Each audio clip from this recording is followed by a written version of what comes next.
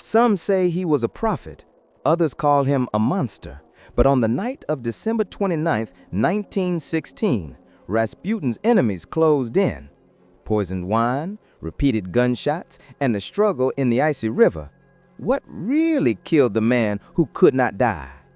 The winter of 1916 in St. Petersburg was merciless. Snow blanketed the city in silence, broken only by the crunch of boots on frozen cobblestones. Inside the ornate halls of the Romanov palaces, fear and suspicion had reached a fever pitch. A man whose influence over the Tsarina had grown too strong, whose whispers could sway a nation, was walking among the elite, and not everyone wanted him alive. Grigory Rasputin, the enigmatic Siberian mystic, had survived rumors of poison, assassination attempts, and the growing resentment of Russia's aristocracy. His name had become a symbol of both hope and terror. To some, he was a healer, a spiritual guide capable of soothing the suffering of the heir to the throne. To others, he was a puppet master, pulling strings behind the imperial curtain, a threat to the future of the empire.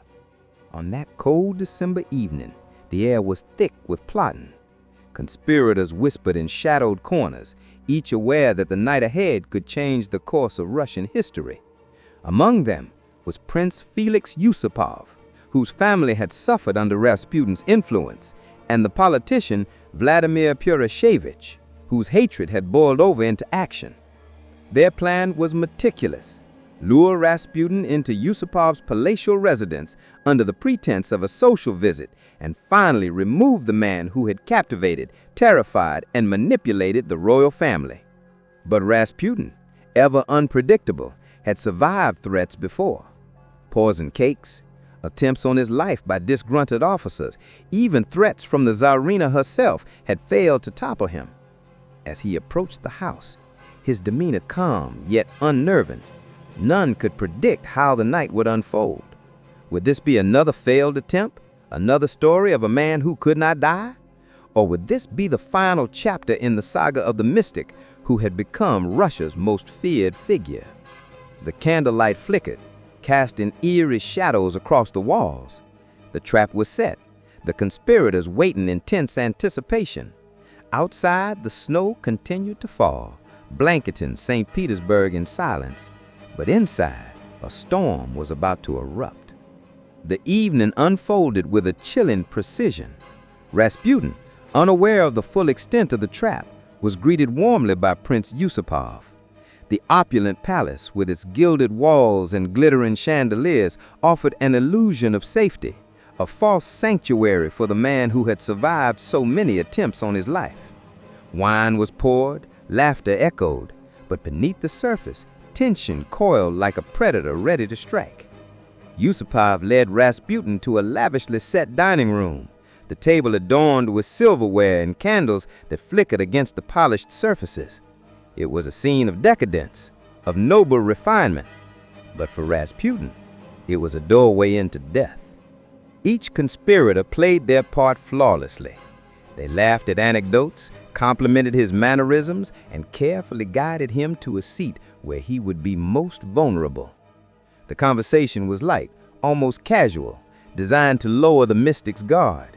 Rasputin, confident in his immunity, ate and drank without suspicion. Tales of his past survivals, of poisons and plots that had failed, seemed to float around the room like ghostly reminders of his uncanny ability to escape death. But the conspirators were patient, knowing that the night's real test was yet to come.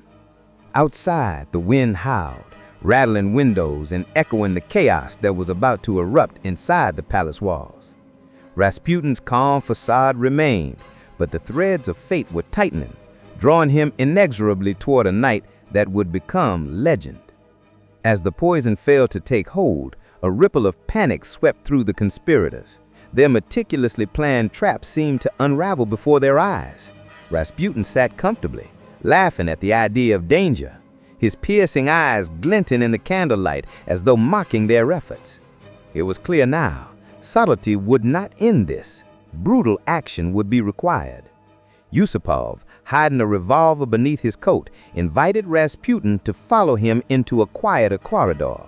The hall was narrow, lined with heavy drapes, the perfect stage for the next act. Rasputin, still unafraid, obliged, walking with the easy confidence of a man who had survived assassination attempts before. Behind him, shadows moved. Felix Yusupov's carefully choreographed plan was about to unfold. The gunshot rang out, echoing off the palace walls. Rasputin staggered, a crimson bloom spreading across his chest. The conspirators believed their mission was complete. The mystic fell, or so they thought. Panic flared in their eyes as he twisted and lunged, defying the laws of life and death. The legend of his resilience was no mere rumor. The man seemed to shrug off a bullet with supernatural fortitude. The chaos that followed was a mixture of fear, awe, and desperation. Rasputin's strength was unnatural, almost preternatural, as he clutched at Yusupov, his eyes wide with a mix of rage and disbelief. Every attempt to restrain him revealed the depth of his survival instinct. The palace walls, once a sanctuary for plotting nobles, now became a cage for a predator with nothing left to lose. In that corridor, the lines between mortal and myth blurred. The conspirators, realizing the poison and the gun had failed, faced a terrifying truth. Rasputin would not succumb easily. Each passing moment heightened the suspense. The palace, silent just moments ago, now thrived with the pulse of imminent violence. Every footstep and whispered word a countdown to the next, more desperate attempt. Rasputin's laughter, unnervingly calm despite the wound in his chest, echoed down the hall. It was a sound that would haunt the memory of every conspirator, a chilling reminder that this night would not follow the predictable rules of life and death. Their mission was far from over. The conspirators dragged Rasputin, staggering and defiant, toward the icy embrace of the palace garden. Moonlight spilled over frost-kissed statues and bare winter trees, casting elongated shadows that danced like ghosts on the snow-covered ground. Each step was heavy, the crunch of frozen grass echoing the tension in the night. The plan had shifted from subtle assassination to desperate survival. Rasputin's breath came in ragged gasps, but his gaze remained unbroken, burning into Yusupov and the others with the intensity of a man who believed fate itself was on his side. He knew, perhaps instinctively, that this garden, meant to be a quiet end, would instead become the stage for a legendary final act. There was a moment, a suspended heartbeat, where the cold seemed to hold its breath, anticipating what would come next. Yusupov, trembling yet resolute, raised his revolver once more. The conspirators crowded around, each aware that failure could mean more than disgrace. It could mean their own deaths. But Rasputin, his body a patchwork of bullet wounds and lingering poison, moved with uncanny speed. He twisted free, his grip like iron, eyes flashing with raw fury. The surreal nature of the moment, man versus myth, was impossible to ignore. Shots rang out again, echoing across the empty garden. Rasputin fell backward, his body finally succumbing to the combination of poison, bullets, and sheer physical exhaustion. Yet even in defeat, there was an aura about him, a sense that this was not just a death, but a culmination of a life lived on the edge of legend and terror. The conspirators, horrified and exhausted, stared at his still form, the night suddenly feeling colder, darker, and infinitely more ominous. The icy waters of the garden's nearby canal reflected the moonlight as if mocking the events unfolding. In a final act of desperation, or perhaps inevitability, Rasputin was hurled into the frigid depths. The water swallowed him whole, silencing the man who had once seemed untouchable. The ripples fading into darkness felt like the closing of a chapter, yet the story of his final hours would be whispered for generations, a testament to a life steeped in power, mysticism, and terror. Even as the conspirators left the garden, a sense of unease lingered. Had they truly ended him, or had they merely released a force that would haunt Russian history forever? The night itself seemed to shiver at the thought, a chilling reminder that some men leave marks that survive beyond death. The city of St. Petersburg awoke the next morning to a chill that seemed heavier than the winter air. Rumors spread quickly, carried on the frozen streets, and whispered in hushed corridors of power. Rasputin was dead. Yet for many, the details of his demise seemed almost too fantastical to be true. Poison, bullets, and a final plunge into icy waters. How could one man survive so much, only to be claimed by fate at last? In the imperial court, shock and relief collided. Tsarina Alexandra, once dependent on his counsel and mystic influence, was plunged into despair. The man who had cast a shadow over her decisions and the health of her son Alexei was gone, but the vacuum he left was unsettling. Power, superstition, and political machinations had been intertwined with Rasputin's presence, and now, without him, uncertainty reigned. The conspirators, meanwhile, felt a mixture of triumph and unease. Yusuplav's diary would later recount the meticulous planning, the poison, the gunshots, and the final struggle at the canal. Yet even in recounting their success, the men could not escape a creeping dread. Rasputin had inspired fear in life, and in death that fear lingered.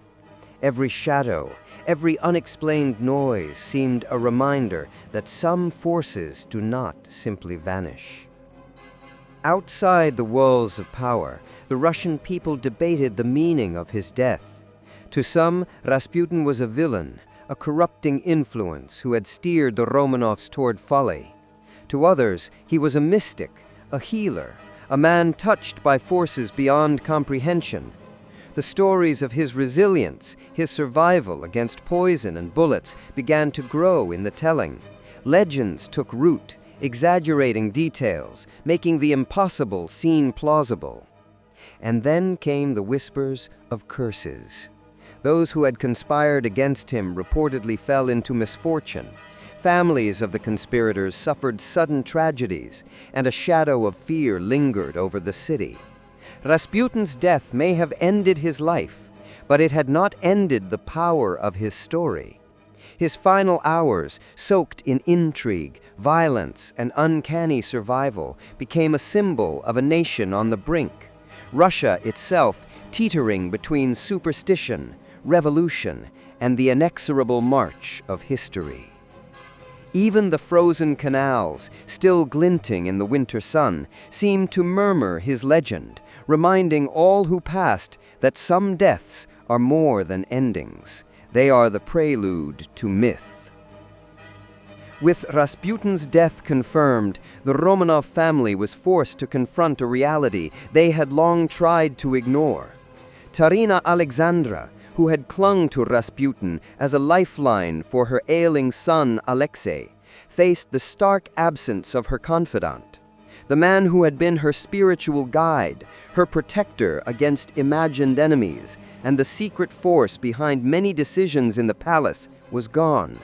The void he left was not more than emotional, it was political, destabilizing, and terrifying.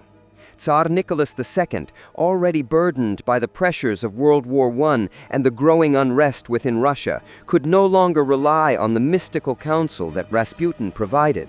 His leadership, once subtly guided by Rasputin's influence, now felt exposed, vulnerable, and under scrutiny.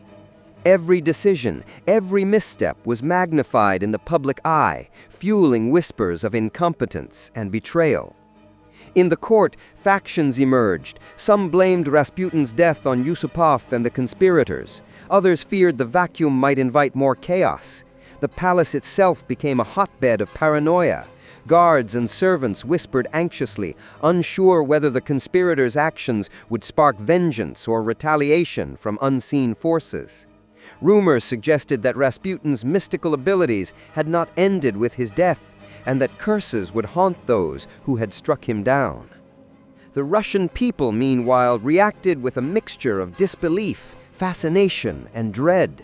Newspapers and gossip spread stories of Rasputin's supernatural resilience, of the poison that failed, of the bullets that seemed to miss him, and of the icy river that finally claimed him. To the people, these tales blurred the lines between fact and myth, turning Rasputin into an almost spectral figure, a man whose power outlived his mortality. The aristocracy felt the tremors as well.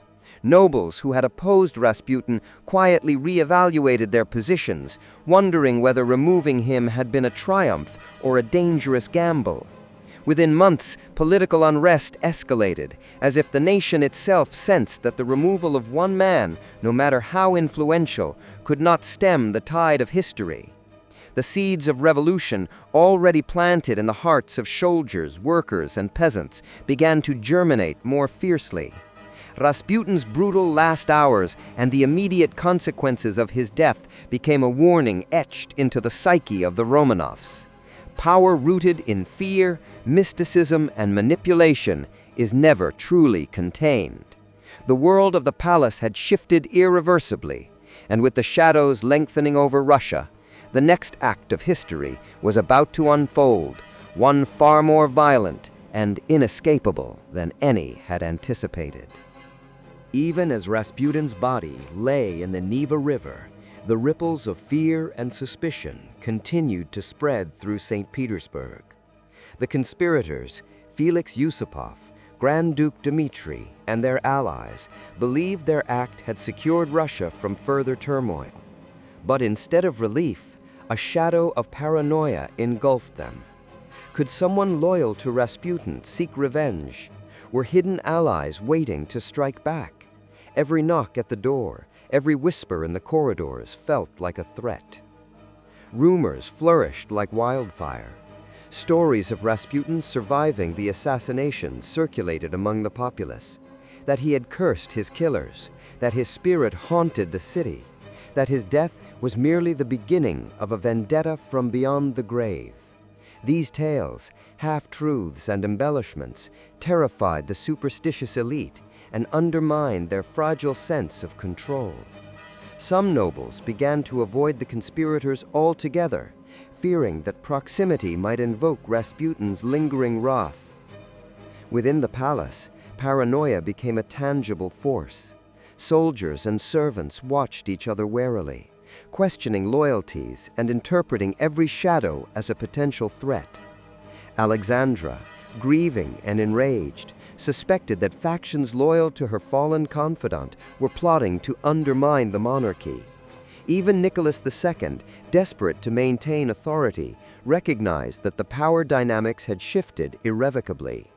His empire, once held together by military might and royal decree, now teetered on the edge of chaos. Beyond the palace walls, political unrest accelerated. Radical groups, inspired by decades of oppression and fueled by war weariness, sensed weakness in the royal family. The murder of Rasputin, sensationalized across newspapers and salons, became a symbol of instability, emboldening revolutionaries. The lines between the mystical and the political blurred, as if the assassination itself had ignited forces larger than any individual could contain. Even the conspirators were not immune. Each feared exposure or reprisal, and the once confident Yusupov moved cautiously, aware that his family's legacy and his life could be jeopardized by a single misstep. Every interaction carried weight, every conversation a potential trap.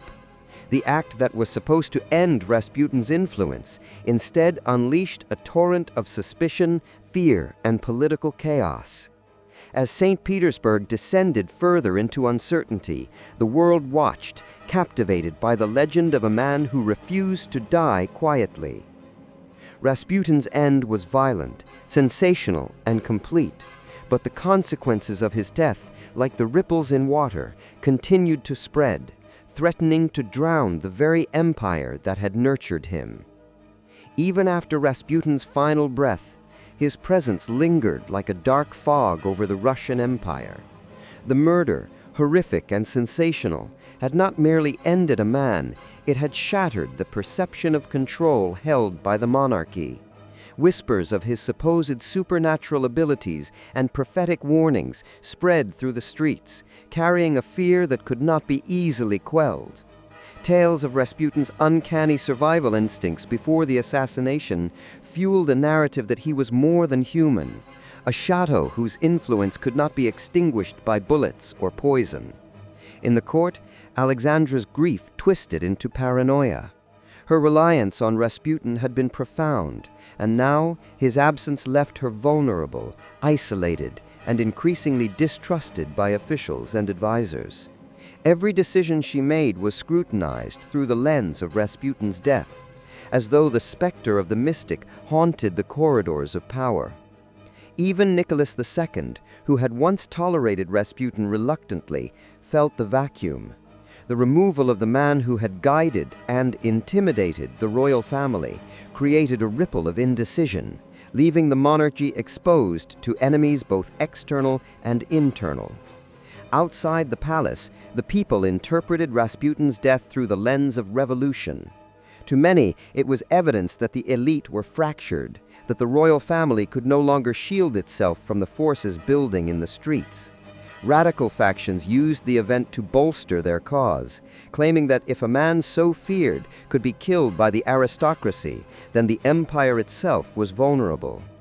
Rasputin's demise became a symbol of the fragility of power, and the legend of his influence morphed into a cautionary tale of unchecked ambition and mystical authority. Historians would later debate the accuracy of the stories surrounding Rasputin's final hours, but the psychological impact was undeniable. His death left a vacuum that fed rumors, conspiracies, and fear. The royal family's credibility eroded rapidly, accelerating the pace of political turmoil. The mystic's influence, once a private force, Within the palace had become a public legend, haunting the empire with every whispered story, every fearful glance, and every moment of uncertainty. The brutal end of Rasputin did not provide closure. It propagated tension, paranoia, and fascination. His legacy was a complex mix of terror and intrigue, of mystical power and human vulnerability, forever entwined with the fate of a nation teetering on the edge of revolution. Even in death, Rasputin's shadow loomed, proving that some figures refused to vanish quietly, leaving behind a trail of chaos and fascination that would be felt for generations. Rasputin's death was meant to restore stability, but instead, it ignited a storm the monarchy could not contain. Within the royal court, factions shifted overnight. Officials who had long feared the mystic's influence suddenly sought to fill the vacuum, each maneuvering to assert their own power. Alexandra's confidence was shattered. Her reliance on Rasputin had been total, and without his counsel, she found herself paralyzed by doubt. The decisions she now made, especially regarding appointments, military strategy, and financial matters, were viewed with suspicion, further eroding the already fragile trust between the crown and its advisors. In the streets of Petrograd, rumors spread like wildfire. The people had long viewed Rasputin as a symbol of corruption and decadence, yet even his death was sensationalized as a story of intrigue and hidden conspiracies. Political agitators seized the moment, using it to fuel revolutionary sentiment. Pamphlets circulated, accusing the royal family of moral decay, painting Rasputin as both villain and martyr. Newspapers speculated endlessly. Was his death a warning? A curse? Could the monarchy survive the chaos he left behind? Each theory added fuel to a fire that was already raging. Meanwhile, the monarchy's enemies were emboldened. The Duma, long constrained by Nicholas II's authority, now sensed weakness at the heart of the empire. They pressed for reforms and power sharing, framing their demands as a response to the instability exposed by Rasputin's influence and violent demise. Revolutionary groups, including the Bolsheviks, interpreted the event as proof that the monarchy was faltering, accelerating their plans to overthrow the regime. Every assassination plot, every coup attempt now seemed possible, inevitable even, in a nation teetering on the edge of collapse. Rasputin's death also sparked international intrigue. Foreign powers monitored the unfolding chaos, calculating how best to exploit Russia's internal fractures. Diplomats whispered of palace conspiracies. Military leaders debated loyalty, and spies reported on the shifting alliances within the court. What had begun as a secretive act of vengeance against a mystic became a catalyst for global scrutiny, forcing Russia into an unrelenting spotlight. In the end, Rasputin's final hours were not merely the conclusion of a man's life, they were a turning point for an empire. The power vacuum he left destabilized the monarchy, incited public unrest, and set the stage for revolutionary upheaval. His influence, lethal in life, proved equally formidable in death, demonstrating that some figures can shape history long after they are gone. Rasputin's death did not end the fear he inspired, it magnified it. Across Russia, the story of his murder became legend, exaggerated with every retelling. Tales of his resilience, poisoned, shot, and finally drowned, cast him as a near supernatural figure, a man who could not be killed by ordinary means. These stories spread beyond the borders of Petrograd, reaching foreign newspapers and intelligence agencies, cementing Rasputin as a symbol of the mystical, the dangerous, and the uncontrollable. For the royal family, the aftermath was devastating. Nicholas II and Alexandra faced the impossible, governing a nation while under siege from political adversaries, public distrust, and the weight of history. Rasputin had been both a confidant and a scapegoat. His death left a gaping void in their lives and decision-making processes. Every policy misstep, every military defeat, now seemed magnified, linked in the public imagination to the influence Rasputin once wielded. The monarchy's image suffered irreparably, contributing directly to the revolutionary fervor that would erupt just months later. Among the conspirators who killed Rasputin, the sense of triumph was fleeting. The power they hoped to seize dissolved under the chaotic reality of a country spiraling toward revolution. Some were celebrated in whispers, while others were hunted and forced into hiding. The murder, meant to save the empire, instead became a catalyst for the collapse of everything they sought to protect. In trying to control the course of history, they had only accelerated it. Rasputin's story continued to haunt Russia through the fall of the Romanovs. His influence, once tangible within the halls of the Winter Palace, became immortalized in literature, theater, and propaganda.